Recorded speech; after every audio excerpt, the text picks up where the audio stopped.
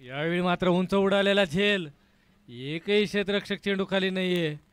या दरम्यान मात्र एक धाव, एका धावेवरती समाधान मानावं लागेल दोन्ही फलंदाजाला. या दरम्यान 5व्या षटकाची समाप्ती. 5 षटकाच्या समाप्तीनंतर धावसंख्या झाली ती 59. आता मात्र एंड बदलून गोलंदाजी करावी लागेल.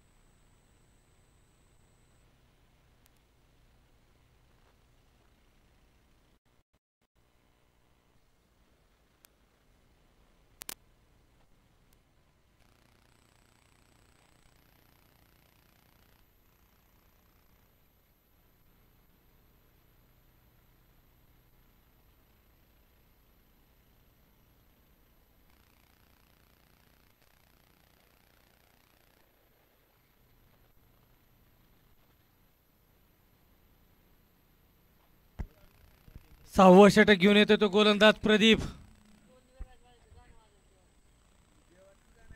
स्ट्राईकवर आहे तो श्री शेळके. 22 धावसंख्येवरती फलंदाजी करतोय आणि बिर्ले खेळतोय तो 33 धावसंख्येवरती.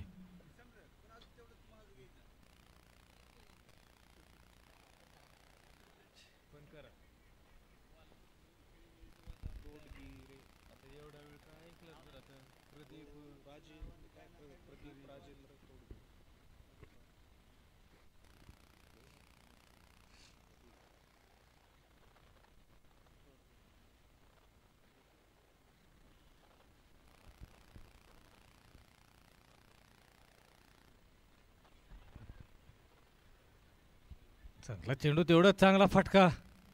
एक धावेसाठी एका धावेने संघाची धावसंख्येमध्ये भर पडते. धावा झाल्या त्या 60. षटक चालू आहे ते 6वं.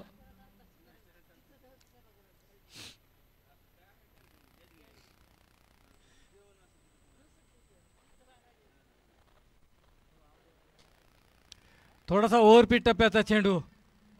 याला मात्र स्टेडियमच्या बाहेर पाठवलेला, सरळ सीमारेषेच्या बाहेर 6 धावेला.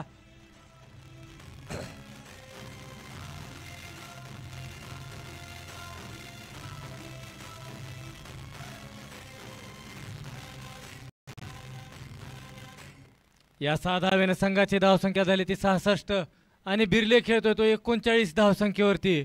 अतिशय आक्रमक फलंदाजी करतो तो बिर्ले.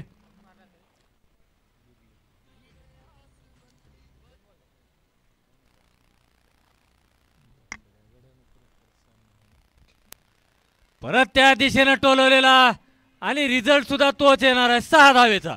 बॅक टू बॅक षटकार.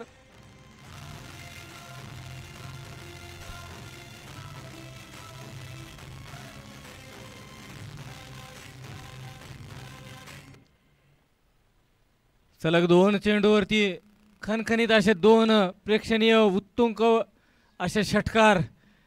या 2 षटकाराच्या साहाय्याने संघाची धावसंख्या झाली ती 72. अतिशय आक्रमक अशी फलंदाजी करतोय तो बिर्ले. 18 चेंडूमध्ये 45 धावसंख्येवरती खेळतोय.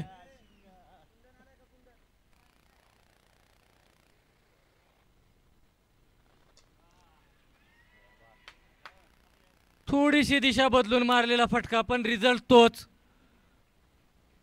आणि या 6 धावेनं मात्र स्वतःचंही अर्धशतक फलकावरती लागलं बिर्लेचं.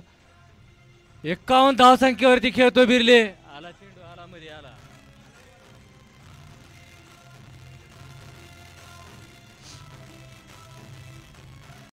सलग 3